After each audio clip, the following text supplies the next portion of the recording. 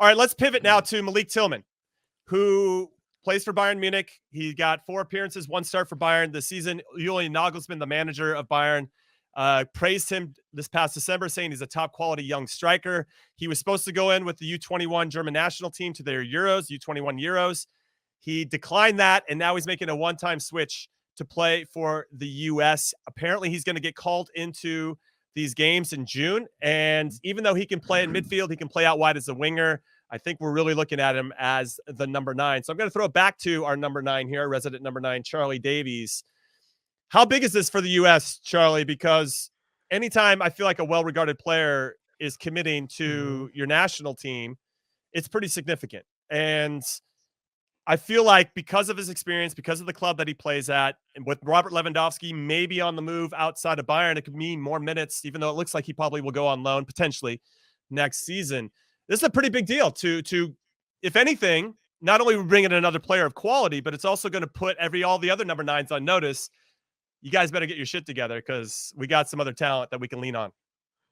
It's great that they were able to get a talented player that's with the Germany U21s. This isn't a Germany full national team player. And I will remind everyone that Julian Green was heralded as the next biggest thing across the globe at that point when he was with Bayern Munich as a young player. And hey, he did score in his first touch in a World Cup. Great, but what did he do since? It's not the player that everyone was hoping he would become. So that would be my caution with this before saying, hey, this is the player that's going to be the answer and the number 9. He's young. We don't know what the future holds. We don't know where how he's going to fit in with this team and if he takes this opportunity. But he's a talented player with a lot of potential. So it's awesome to get another player in there that could potentially be the answer, be the solution. Okay, now he's actually 19, Heath, and he turns 20 on May 28th. So that's coming up. I just wanted to say, give some a little bit more context. You could ask me this question, but he joined Bayern's academy in 2015, and he has progressed through their youth system and ended up signing his first professional contract ahead of this last season. I mean, they're clearly Bayern's not doing that if he sucks. You know what I mean? Like, he's a good player. That didn't happen for Julian Green, by the way. So there's something about Malik Tillman that I think he's got something that is keeping Bayern interested and wanting to support him. And obviously they can see some potential there. Yeah. Weirdly, when you watch him score goals for Bayern's second team and stuff, you're like, okay, he's got quality and he's I think he had 2 Champions League appearances and 3 Bundesliga appearances this year, only 1 start. You go, okay, he's 19 years old. The game is getting younger. You start to worry a little bit of like, what's the hype around this kid? The one validator that I will give though, because I'm not the expert on what his potential is. But the people that have been in and around him are.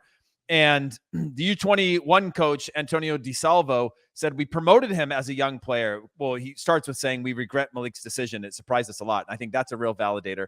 We promoted him as a young player in the U21s. We placed a lot of trust in him and gave him match practice. In addition, we were in intensive talks regarding his prospects in the senior national team. I mean, it is really easy for you to, what we've talked about with dual nationals before, just be like, oh, obviously best chance is the U.S. national team. But when you have somebody coming out and making a statement about that, the quality of a player, knowing they put in a lot of time and effort, I think that's a validator to me in terms of the potential that Germany actually sees in this 19-year-old kid. And I think that's what I'm hanging my hat on more than anything, because he doesn't really have first-team stats to show for it. He doesn't really have anything other than the fact that if Germany's sad to see him go, that's got to mean something, because Germany produces a ton of talent. And Julian Green did get signed by Bayern when in that 2014 season. He did. So, I mean, it's one of those things where if you're at Manchester City or you're at Bayern Munich or you're at Barcelona, you can come through the academy, you can make the first team, but ultimately they're always going to be spending money to bring in the biggest stars. And maybe there's already a big star in that position. So it kind of handcuffs you with your playing time, and you got to get loaned out and build yourself up. So I like that he's coming in. And I think this again goes to Greg Berhalter, Ernie Stewart, Brian McBride, getting these dual nationals to convert and give the U.S. men's national team a chance. I mean, the World Cup in 2026 is obviously the shining star that I think is so attractive for so many players to come in and be a part of this group that is so young and promising. You know what I find interesting is that he's also got a brother, Timothy Tillman, who plays for Greuther Fürth, who played in 29 games. Even though they're the bottom of the Bundesliga, he got a lot of experience, maybe more experience than any other American in the Bundesliga this season, most probably because Gio Reyna got hurt.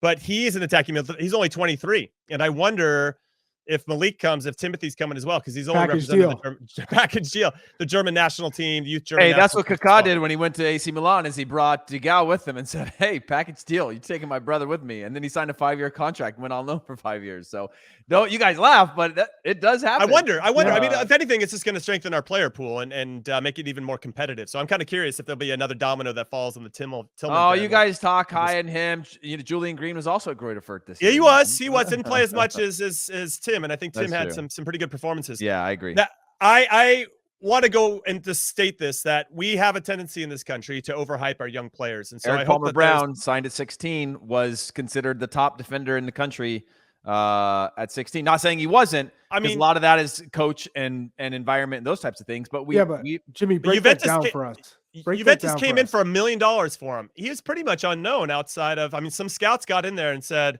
this Eric Palmer Brown kid can play. Let's get him before he gets too expensive. But he wasn't playing. This is the thing. He wasn't playing with Sporting Kansas City. He did not play. How can you turn down $1 million offer for a kid you are not playing? Tell us, Jimmy, why'd you do that? Me? I wasn't even. Jimmy said he came in after I left. Listen, I had heard about Eric Palmer Brown during my time, that there's a special kid in the academy system that you got to keep an eye on. But by the time he came of age, I was already done playing and shipped out to Chivas USA. Rest in peace. But what I think is interesting is, why wouldn't you play this kid? You know, Peter Vermes was the coach, still the coach now. I don't understand. I mean, I'm sure there's a lot of backstory. I'd love to get Peter's perspective at some point.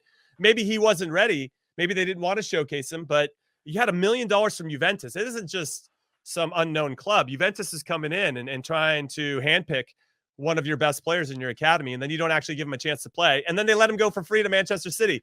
Yeah. And it kind of bumps me out. I mean, I get that the appeal to go to Man City, it was probably big. I bet you the money there was pretty strong. You don't want to turn that down, especially when you're free. I just feel for Eric a little bit, because you want to play for the club that wanted you initially. And I feel like maybe Juve would have given him a different type of chance. We didn't really get into the Porto thing, but he went on loan to Porto for like 9 months, you know, and Porto's a good club. That he's got Porto B for most of that. That's true. But it's still a club that's they know who they are. They're a stepping stone to the bigger teams in Europe. And obviously I could have talked to him for another 30 minutes, but I didn't want to monopolize his time.